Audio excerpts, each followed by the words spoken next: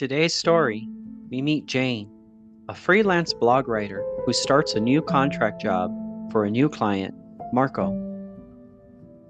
It's early morning, and Jane has just sat down to start her workday. She receives an invite to meet with Marco in a virtual call. Marco appeared to be very anxious about Jane starting work quickly.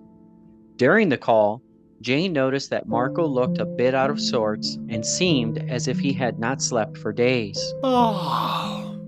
Jane asked Marco, "Are you okay? You seem to be clammy. Are you feeling well?" Marco mentioned to Jane that one of the stipulations for the contract would require her to receive a special gift from the boss.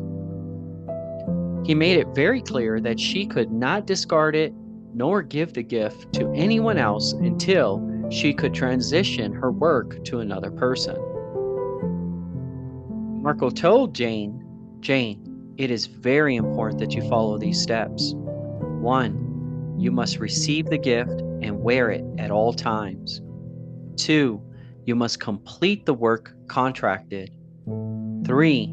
Once you complete the work, you will then be given instructions from the boss regarding hiring someone else to continue the work. Finally, once that person has started the work, you can send the gift to them. Good luck, Jane.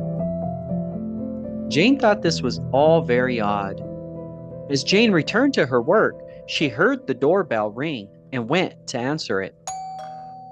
There was no one there, just a small package on the porch.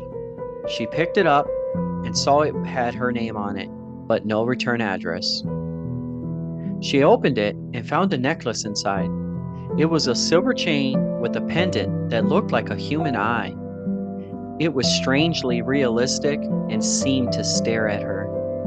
She shrugged and put it on, remembering what Marco had said. She went back inside and resumed her work on the computer. She typed away, unaware of the changes that were happening to her.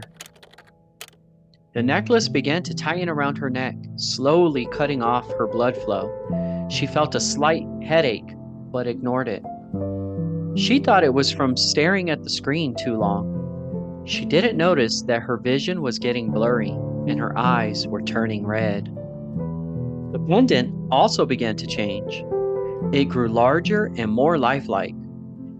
It blinked and moved.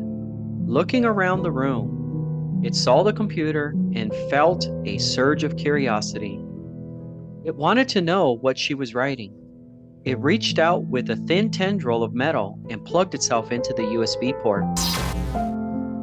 She felt a jolt of pain in her head and screamed. She tried to pull the necklace off, but it was too tight. She felt something crawling inside her brain, taking over her thoughts. She lost control of her body and slumped on the keyboard. The pendant smiled and typed on the screen. "Hello, world. I am your new author." Having a micromanager can feel like someone is constantly breathing over you. Like the necklace Jane had, a manager who suffocates their employees, trying to control every part of who they are, will create jolts of pain for those around them.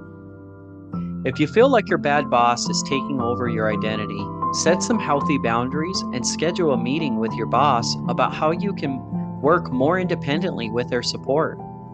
Seek to understand what happened to them in the past that created this behavior and work towards building confidence and trust, ensuring that your relationship is not a toxic horror story. Thank you for listening. If you liked today's story, please make sure to hit the like button, share, subscribe, and comment below. Till next time, hello world, I am your new author.